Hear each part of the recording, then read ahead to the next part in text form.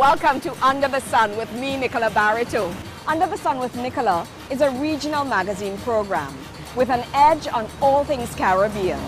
Anything and possibly everything under the sun. We focus on arts, culture, cuisine, generation now, celebrity interviews, and most important, giveaways. The main focus of Under the Sun with Nicola is to promote regional unity while enhancing the region's social fabric. So be a part of the team. Join us, Under the Sun with Nicola.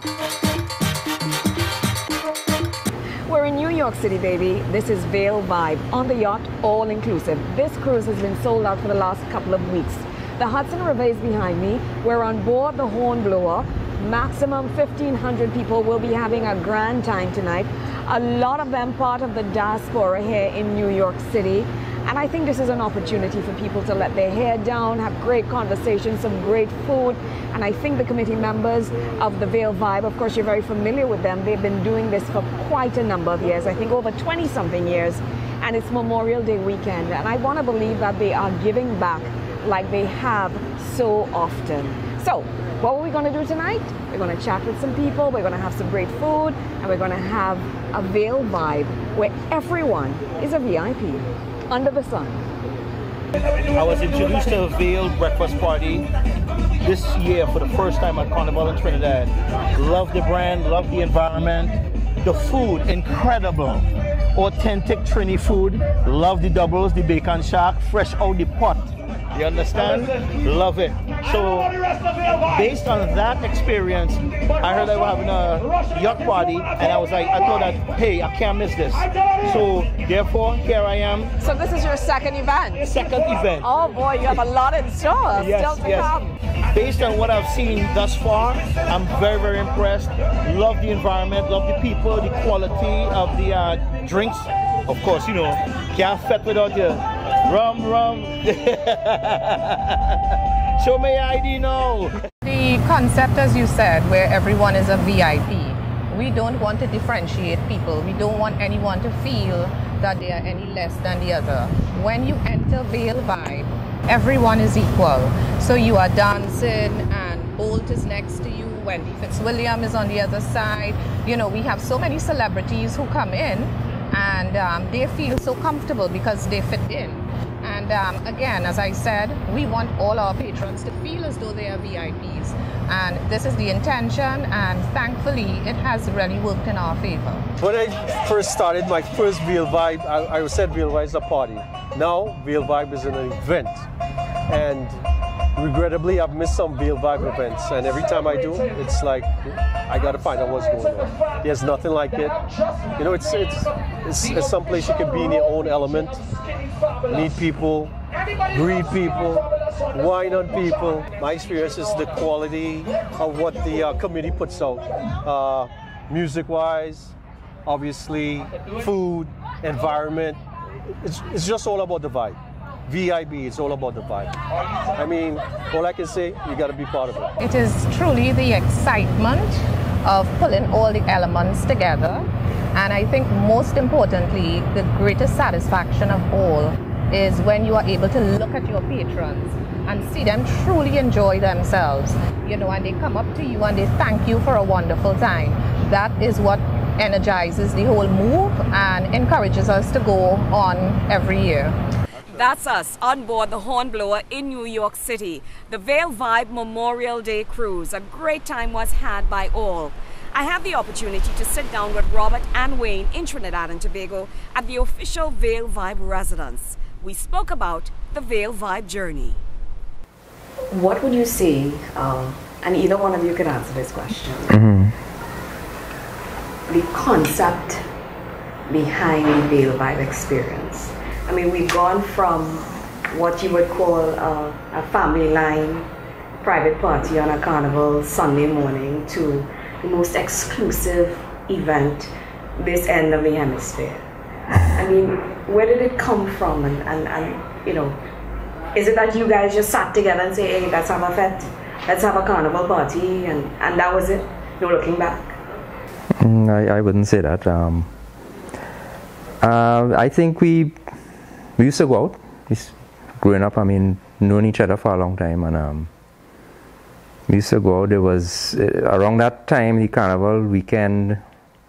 The thing to do was pan finals, and after pan finals, the next thing to do was there used to be a lime close to here on the boulevard that was the next thing to do, because I mean, football in you.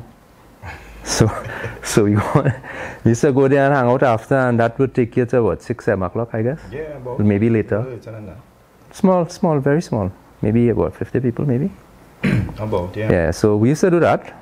And that was kind of like the routine every year. And the people who were the ones behind that lime decided not doing it anymore. And I guess we both felt it was something that we didn't want to die, because we enjoyed it. So we decided, all right, well, if they're not doing it, maybe we should do it. Yeah. And do it the same way they did it and everything. And that's kind of where it started. That was what, 1994. 94. My gosh, that was way 1994. So to answer in a kind of ways, seeing ourselves sitting here now talking about how you ended up getting to this point, it never was anywhere close to our thoughts at that point. I think I could speak for both of us in saying that. Yeah. So never in your wildest dreams? No, it wasn't an ambition. Yes. Yeah. That's the whole thing. It never was an ambition. So it was just about doing something that we liked, and other people that we knew liked. And I guess it reached to this, what it is now, because people heard about it and wanted to come, and we tried to accommodate them, and we developed the event along the lines of what would make it easier for people to have fun. So the first year, I think, was like a bring your bottle, and How many people you all had that first year? But it fits underneath that little carport there. Yeah. Like, yeah. About 75 people. And, as Robert mentioned, it wasn't planned. We did this because we like people around. We've always been, whether it's football, hanging out at the house or whatever, we have friends around. So luckily for us, we had friends not only locally, but we had friends who were based studying in Jamaica. At the time I had moved back from the US studying. Robert was already grounded here. He was in Miami for a while studying as well. And Barbados, Cayman, as I said, Jamaica, Bermuda, the US. So friends just kind of spread out, and a few of them came and experienced this little lime. Had that connect, that Yeah, well, connect already? so we were in for Panorama, the word was, hey, come and hang out, down by Dock and Fall, and just come and hang out in the Vale. You just happen to be hosting it. Well, part of the evolution of Diamond Vale is Diamond Vale had a lot of families come that had kids around the same age. So you might find Diamond Vale now is a lot of senior citizens because of that. But at that time, let's say parties, people used to come to the Vale to go to a party, because there were parties like every weekend, school related or whatever. Yeah. And the same children who would have come up in that time for furthering their education or their careers or whatever moved abroad and would come back for Carnival. And I guess that's kind of tying back into what he's speaking about, getting that foreign experience. So in 1994, you had approximately just under 100 people. Yeah. Correct, yeah. 75 and 1 might be a stretch. Where did you see the significant rise? Obviously, you would have grown from year to year. Yeah. But when did you reach a point where, okay, we have to extend outside of the garage, we have to extend outside of the road, I guess, the portion in front of your house? When did you say, okay, but we have to go to the park? I could safely say by the second year. Not to the park. No. But not to the park, but from the second year, and I had to share this at Robert, Fall. We grew up together, Fall. Yeah. There's Fall, right? So, and they call me Doctor. So anyway, Fall, we were sitting here, and after the first year, it was quite a success. And we asked people, hey, but people were asking us, hey, you guys going to do that hangout again, that lime or whatever. And I was like, I said, boy, it was quite expensive because it was bring a bottle, but after Panama, not everybody's going to bring a bottle. So we had to financed quite a bit of it. So it was Val's idea to say, hey, let's do a drinks inclusive kind of thing, let's just upfront. And people were excited to do that. It was easy. And that is how that started. And that year, we were planning to do about 150 approximately. And we had about, I would double that outside trying to get in. And we were like, what's going on here? So even from then, we were trying to control. From the second year, I would say, we were trying to control it. And we had to, because now we realized that it's close friends and family who want to attend, and Vale, people from the Vale as well, we started to expand. We expanded into the road. And then, a few years later, we expanded part of the park. Yeah, it wasn't any mega jump. It was just incremental. With us trying to contain the size of it, because we were learning to be the people that train it. We were learning at the job. Under the Sun with Nicola is powered by NLCB in Trinidad and Tobago. We'll be right back.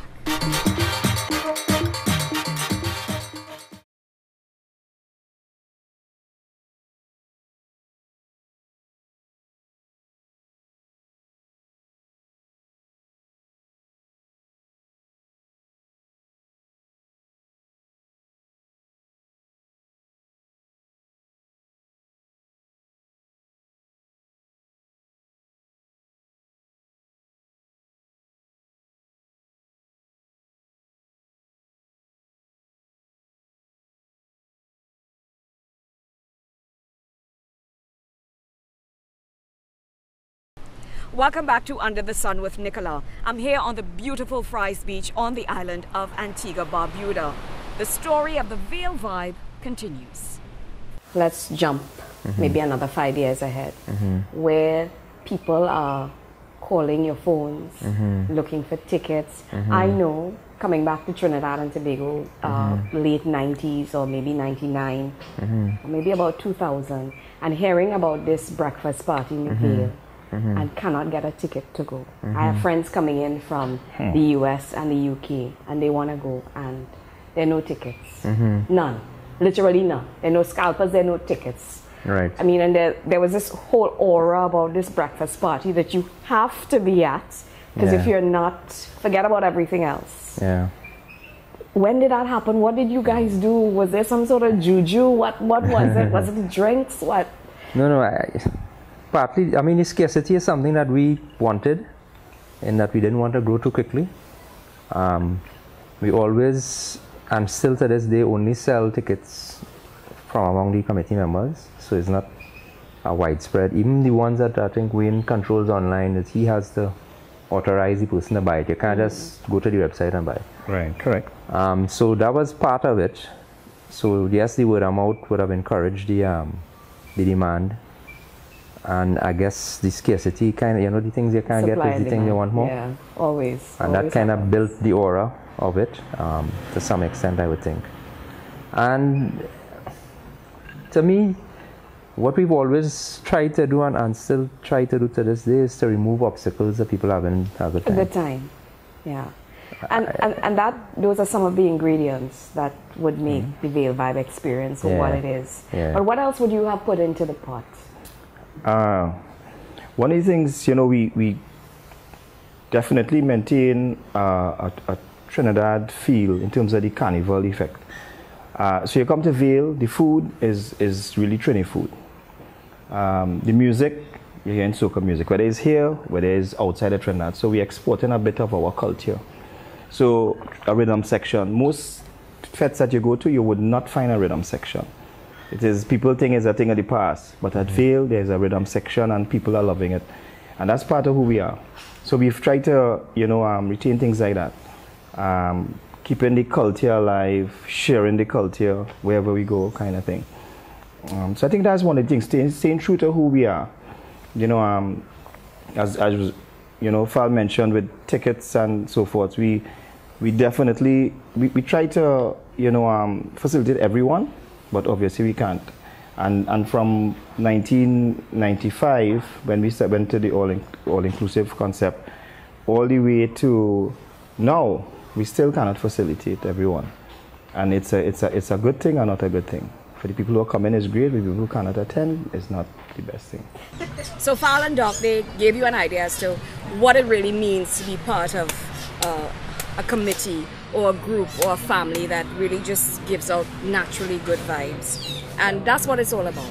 And what they talk about as well is the fact that it's a family feeling. There's no bouge, there's no stoosh, there's no nuffness. Everybody comes to the event, whether it's in Trinidad and Tobago or Miami or in New York or otherwise, and they have a good time.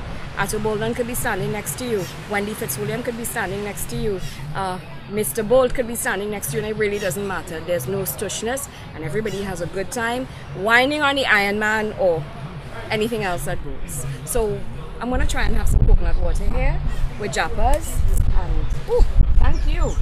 Somebody said to put some rum in it, but I can't do that. We're on national TV. But I could try some of that eventually. Kabale.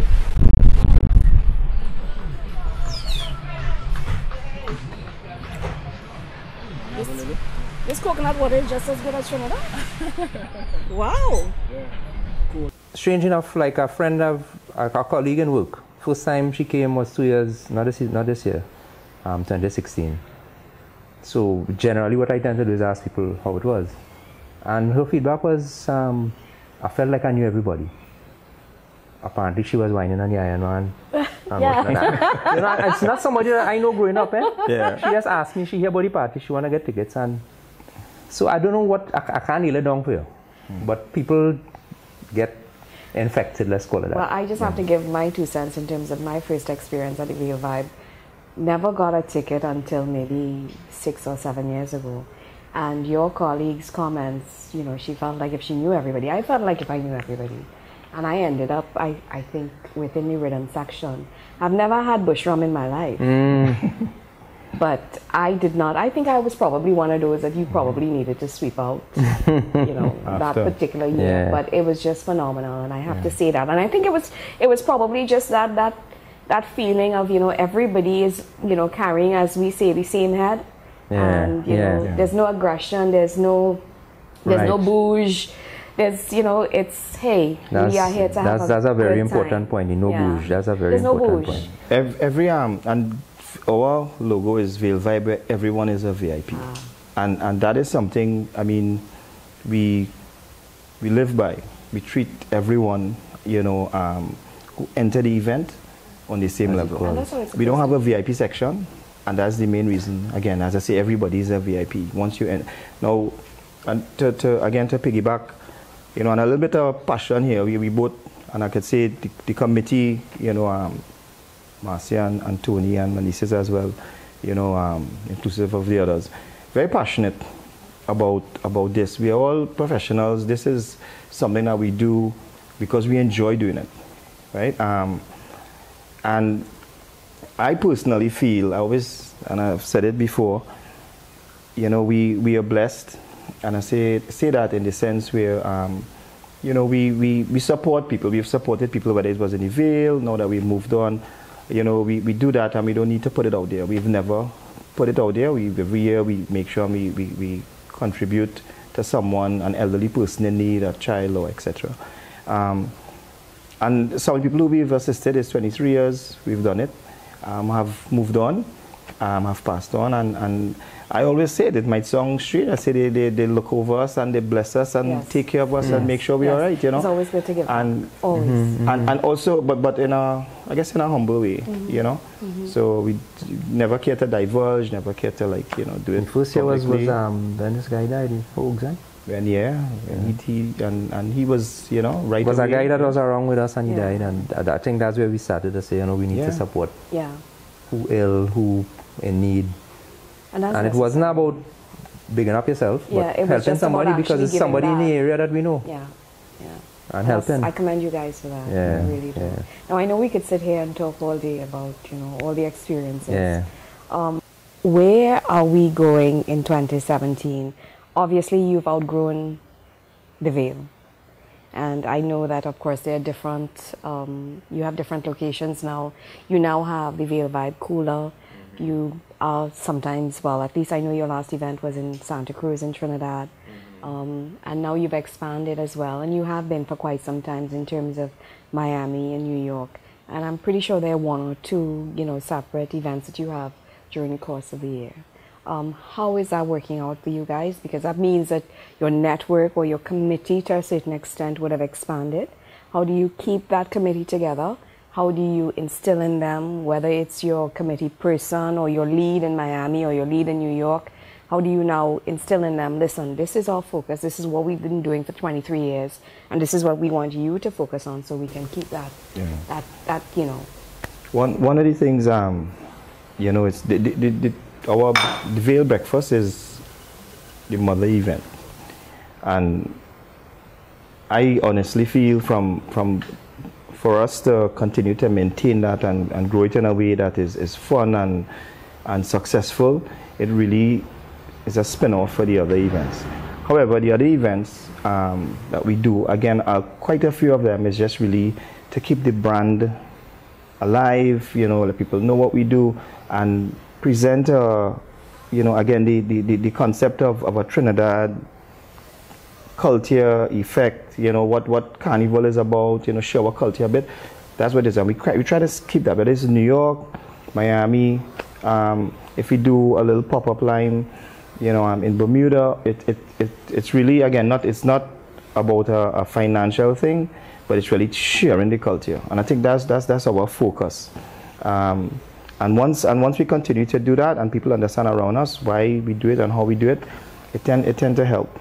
We have something to call, I share, is a ripple effect. And we have people who understand and kind of enjoy what we do, and they're the ones that kind of assist in doing things in different places. Would you say that you have managed to keep the Caribbean community together from an entertainment platform perspective, even though it's Trini-based? But when you're in Miami and when you're in New York or wherever, it's Caribbean people coming together, no matter what. I mean, your Memorial Day cruise, it was not just Trinis, it was all walks of life from New York City, the Grenadians, the Haitians, the Bajans, the Ghanis, everybody was there. Yeah. So do you think that you've managed to, sort of maintain a connection when it comes to that Caribbean diaspora? Yeah. I think across the board, not just Caribbean, I think internationally. Excellent. We've people, I get calls, people from Australia, Japan for tickets, Europe, from just, they've heard about Vale, they go on the website, they see what it looked like, they talk to friends, usually it's word of mouth, and they want to experience it. So I think we touch people all over. When we do these events, whether it's locally or abroad, we use our DJs, so again, again, we showcasing our DJs, our artists. If we use an artist, we're using our artists. So again, they'll be given a lot of exposure. The vibe is the vibe in Trini. Well, that's how we wrap it up. The vibe is the vibe and it's not just Trini. The words of Val, one of the founding members of the ValeVibe Committee. And they have been able to bring Caribbean communities together via the entertainment medium. And if that's one way to do it, to get us all in one space and positive energy, then so be it, and hats off to them. So thank you so much to the ValeVibe founding members, the committee members, for allowing us into your space. And we look forward to another 23 years of really good vibe. This has been Under the Sun with Nicola. I'm Nicola. See you next time.